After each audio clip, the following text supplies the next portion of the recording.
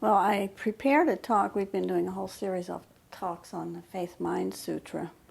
And I did prepare a talk on the next 10 lines of the sutra. But then the election happened, and I thought maybe I should talk a little bit about something relating to that. So the talk does incorporate the Faith Mind Sutra, but also there's a koan today.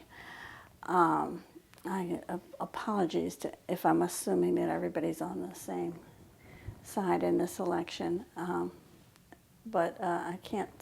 I can only talk from my own point of view.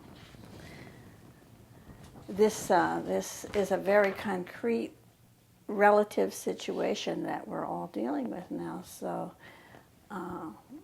this gives us a good opportunity to see how the no love, no hate, no preferences can actually work in a real situation, not in a theoretical sutra. This is prompted a little bit by my friend who called me about 11 o'clock on Tuesday night, who had been like a rabid electioneering person. She was like working for Hillary and working for Zephyr Teach Out and da-da-da, so she was definitely on the Democratic side, and she couldn't. And so when it became clear that Donald Trump was winning, she said, "Well, I'm okay with it. No love, no hate. I can let it go." And so this was basically the tenor of her conversation on Tuesday night. The next day, on Wednesday, when I looked at my email, there was an email from her who talked about when she went to bed, how panic and anger grew. And she saw somebody taking a Trump sign out of their front yard, and she sent them hate thoughts. And so this is how hoping that we can resolve some of these issues. Here's the koan. It's called Daisu's Kalpa Fire. It's case 30 of the Book of Serenity. A monk asked Daisu, when the great Kalpa fire burst out and the whole universe is destroyed, I wonder if it will also be destroyed or not. Daisu said, destroyed. The monk said, if so, will it be gone with the other? Daisu said, gone with the other. And then it's followed up by another short koan, related koan, and that one goes this way. A monk asked Longji, when the great Kalpa fire rages through and the whole universe is destroyed, is it destroyed or not? Longji said, not destroyed. The monk said, why is it not destroyed? Longji said, because it is the same as the universe. So there we have two answers that are the exact opposite, at least so it seems. And yet these two masters are not disagreeing. They have exactly the same understanding of the Dharma. So how can that be? Maybe if we talk about it a little bit, we can understand. These two masters, by the way, were contemporaries. So these are taking place, these two versions are taking place around the same time. This question about the great Kalpa fire actually comes from a sutra that was written earlier. It's called the Scripture of the Benevolent King, Safeguarding the Nation. It's a pretty obscure Buddhist sutra, I have to say. And so this is why the monk asked the question to begin with. He gets the question from this old sutra that he apparently knows about. So this great Kalpa fire, as ancient Buddhists saw it, is the end of the universe, Armageddon. A kalpa is a measurement of time. It's like an infinitely long age.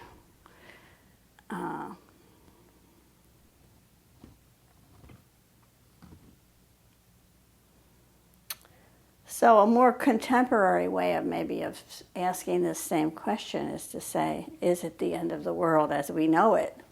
And can our Buddhist understanding remain and stand up in the face of it? This is essentially what the monks are asking.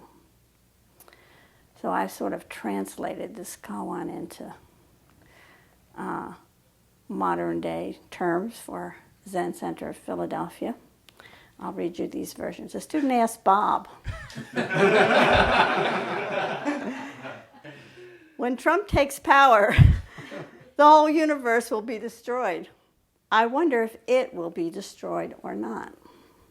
Bob said, destroyed. The student said, if so, will it destroy the world as we know it? Bob said, it will destroy the world as we know it.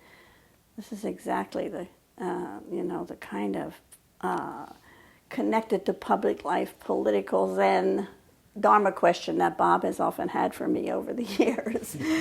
And I don't think I've always given him a complete answer to his questions.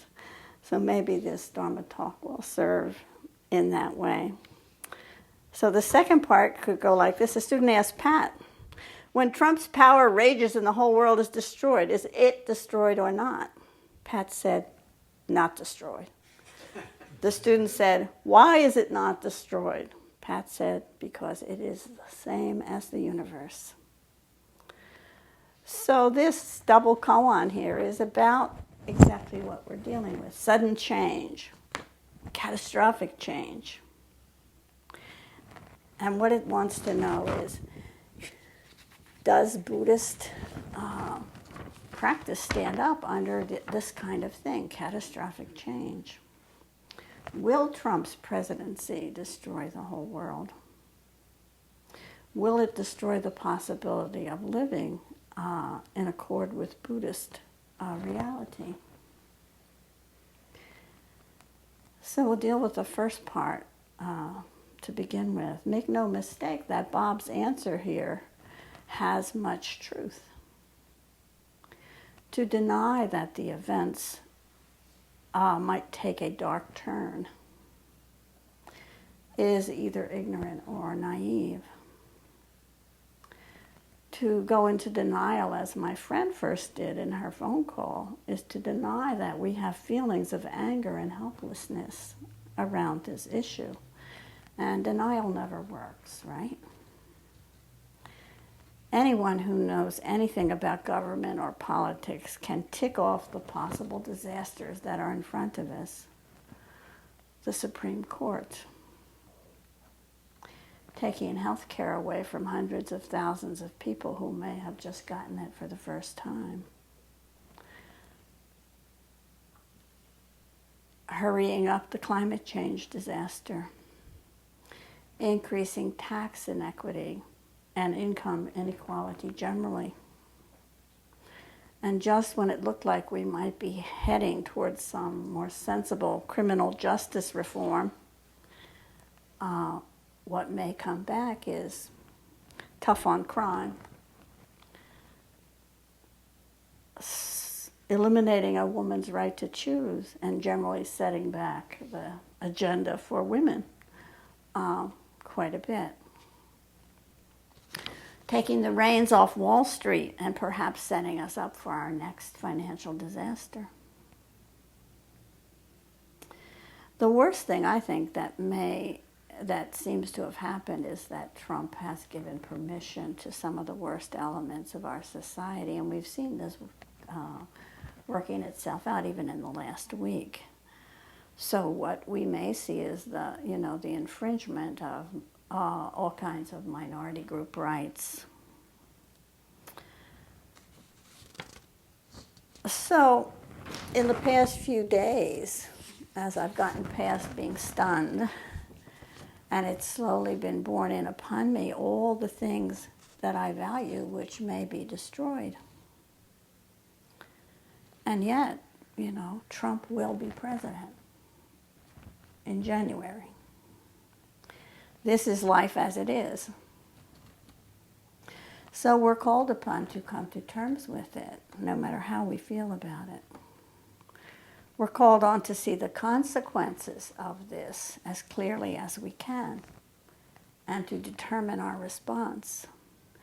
And we do want it to be a response, not a reaction. You know, a reaction is a kind of automatic, non-thinking thing. So we want to be careful and make sure that what we decide to do or not do in the face of this is a careful response.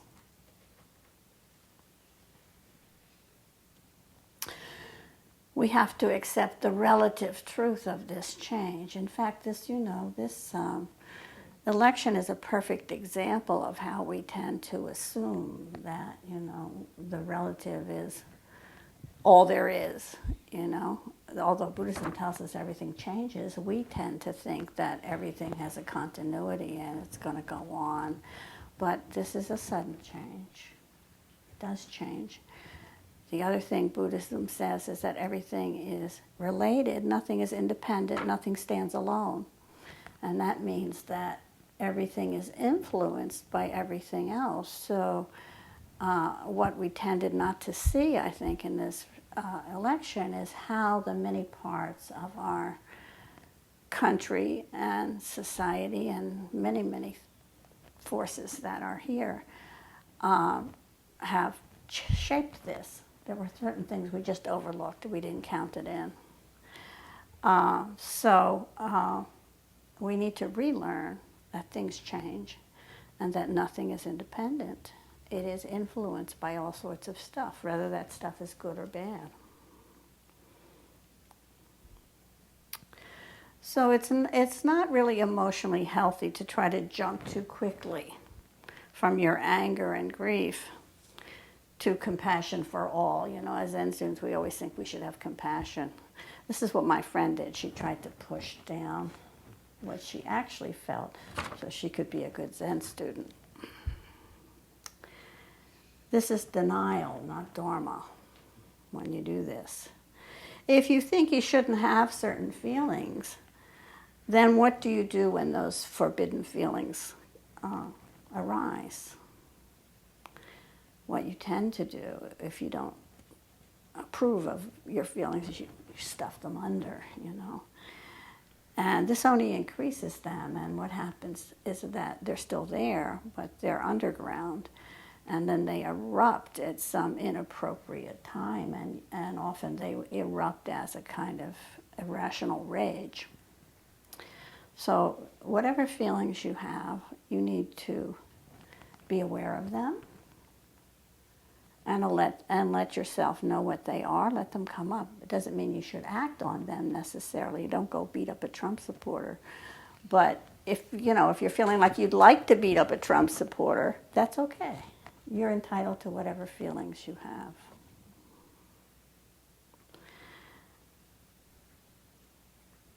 It's good to remember, too, that at times emotions like anger and grief can also be empowering. They're usually portrayed in Buddhism as a sort of negative emotions, but they can be empowering because sometimes what they can do is push you to action, push you to think about what you can do to create the kind of world that counters the world that you think Donald Trump and his ilk are going to create.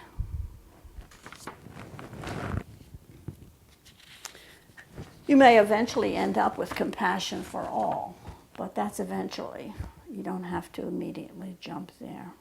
Give yourself time to heal. I wouldn't sit around cultivating anger and pain.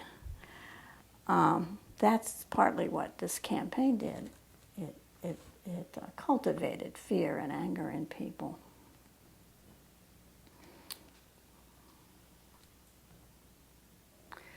So denying your feelings is harmful, but holding on to a negative feelings can be an emotional trap as well. You got them, but don't feed them with fire.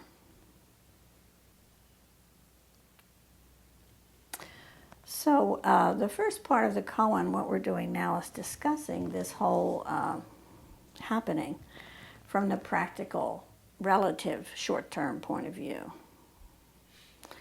So in these past weeks when we've been studying the Faith Mind Sutra, it makes clear that we need to know which point of view we're coming from. We know that there are two basic points of view in Buddhism. The relative, everyday, ordinary point of view, and then the absolute, long perspective point of view. So we need to know that right now we're talking about the relative.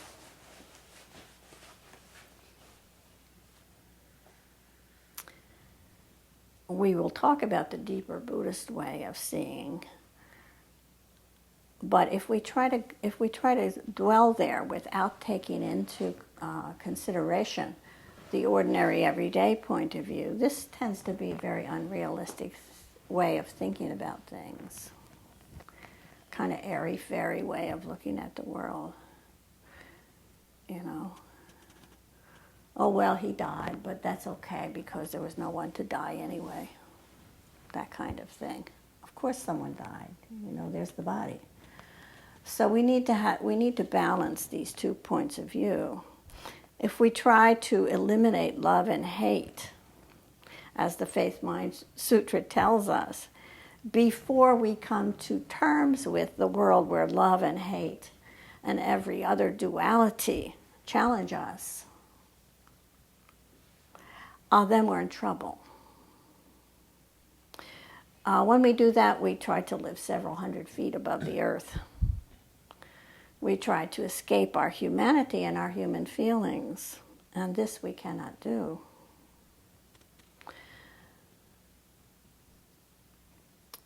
We need to be grounded so that we can solve practical problems.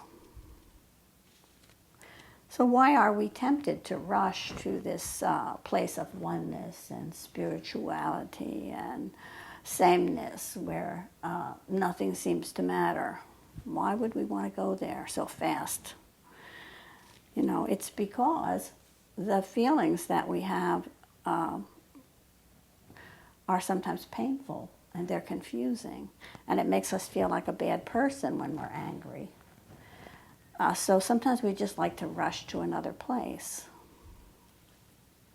It seems so much more spiritual, so much more comfortable if we pass over those thorny feelings in difficult situations. I'm sure we all know people who try to live this way, and they can be particularly frustrating to deal with. The Faith Mind Sutra is very, very clear in warning us about this temptation, the temptation to rush into oneness and sweetness and light. He says in the sutra, although all dualities come from the one, do not be attached even to this one. So that sometimes we are attached to the one. And so he's telling us, no, don't do this. This is not Dharma. This is an imbalanced way of thinking about it. That Donald Trump will be our president is real. And real destruction and harm will take place.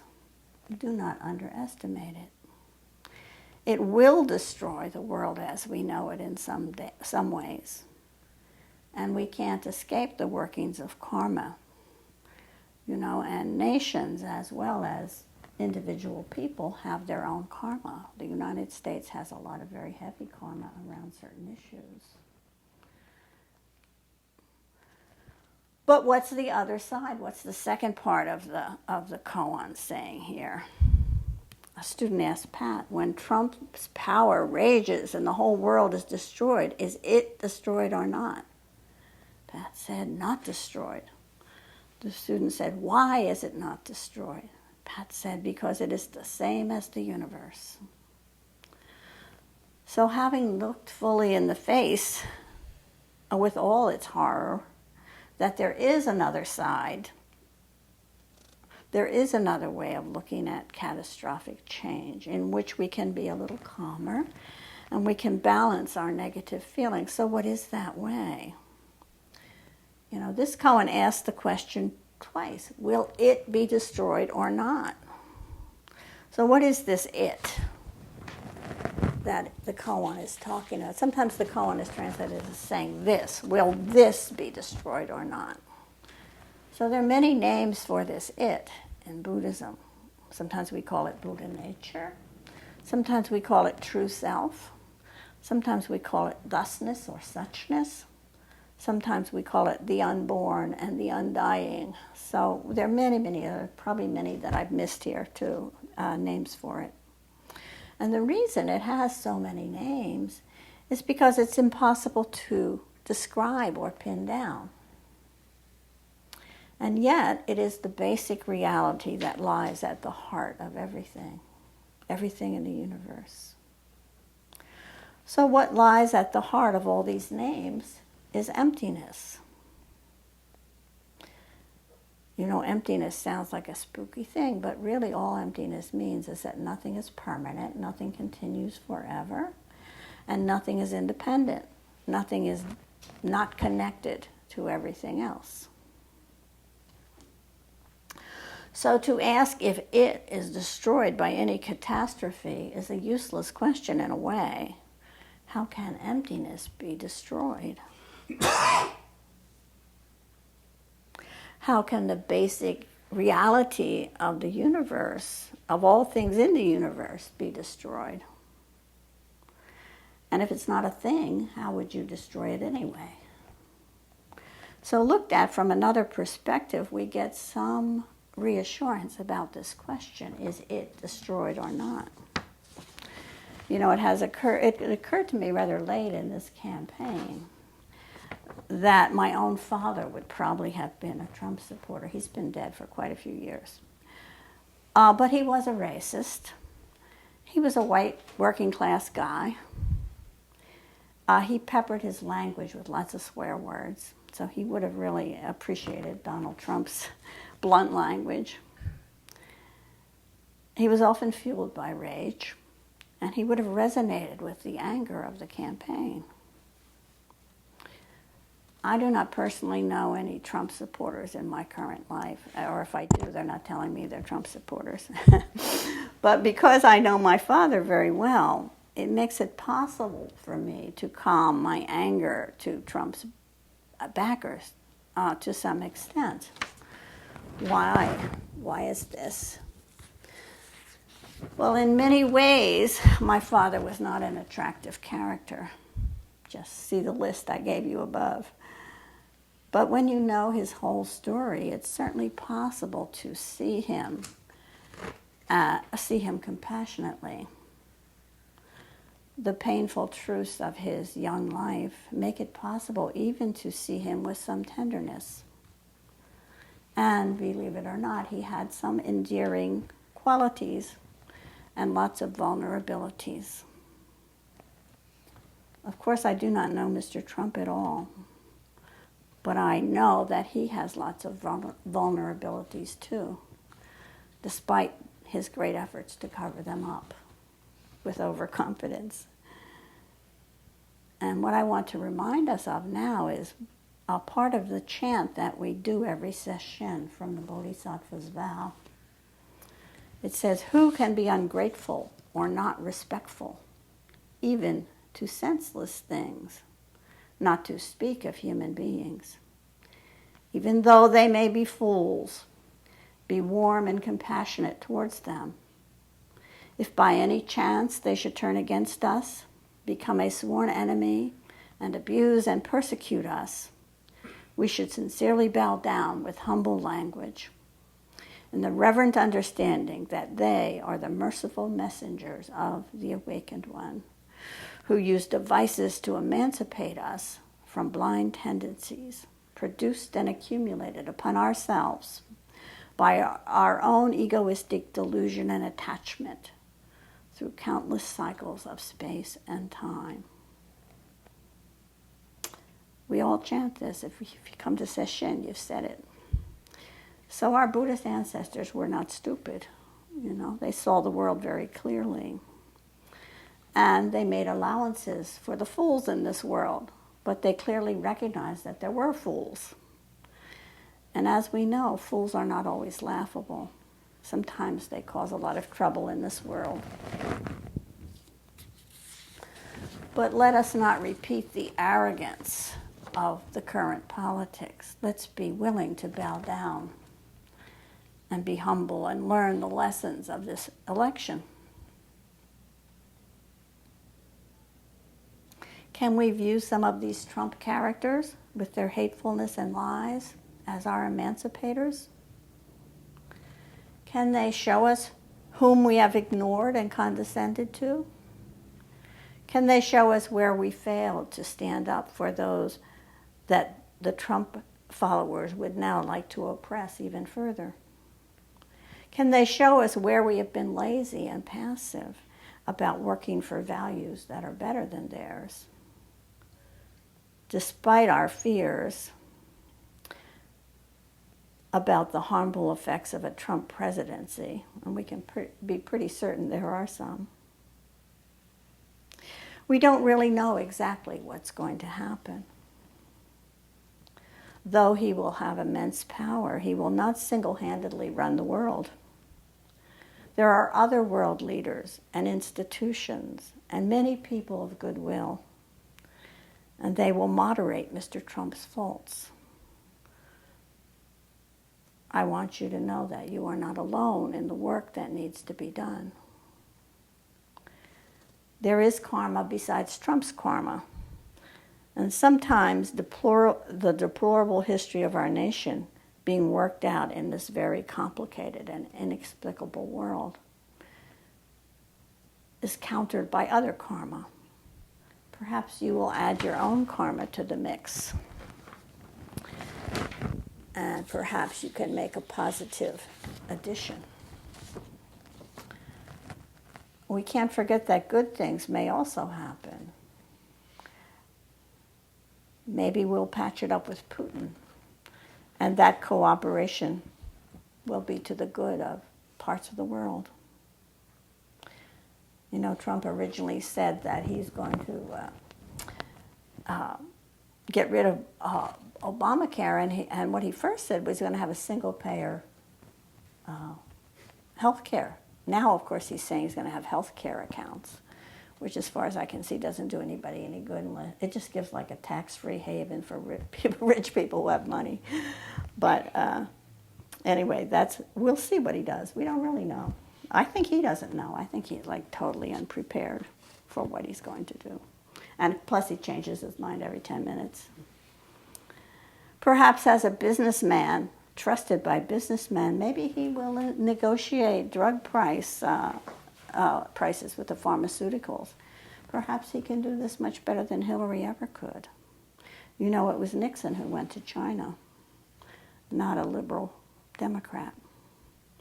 Maybe he will be so horrible that it will work out as some of those who voted for him hoped, that the whole system will have to change for the better. Maybe. It's also good to recall that the Faith Mind Sutra provides a point of view of oneness, a perspective of the long view. This new world that Donald Trump is creating is not separate from the rest of the universe. It shares the same qualities as everything else. This means that he himself, the political world, are empty. Even if he doesn't know this, we know this. It is the universe in which the Faith Mind Sutra says, the way is perfect like vast space, where nothing is lacking and nothing is in excess. The Faith Mind Sutra also tells us from the point of view of oneness, the changes that appear to occur in the empty world we call real only because of our ignorance. So there's a way in which these things are not real. The underlying reality is stronger. The Faith Mind Sutra also says, when the mind exists undisturbed in the way, nothing in the world can bother us. So when you ground yourself in Zazen in your practice, you won't feel so bothered. The Faith Mind Sutra actually spends a good many lines trying to help us to relax about all the things that appear to be imperfect in our world. including ourselves. What it basically tells us is that you can relax because form is emptiness and emptiness is form. What it's saying is the relative, the everyday world contains the absolute, the spiritual world. The absolute is an inextricable part of each relative thing. The Relative and Absolute Sutra tells us that they are like a box and its lid. They fit together. If the perfect, the absolute, is an inherent aspect of the imperfect, the relative, then we don't have to feel so stressed when things feel imperfect. Because ultimately, the perfect and the imperfect are one. One of the final lines of the Faith Mind Sutra that we haven't talked about yet goes like this. It says, one thing, all things, move among and intermingle without distinction. To live in this realization is to be without anxiety about non-perfection. That's a pretty big promise, without anxiety about non-perfection. So can we ease our anxiety about Donald Trump without overlooking the possibilities of real harm that he might create? Can we take energy and patience from the teachings so that we don't add to the negativity?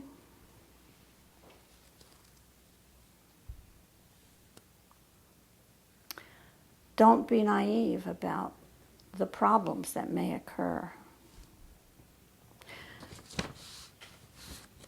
But don't regard it as having the ability to destroy the world as we know it. It may destroy some things in that world, but it can't destroy it.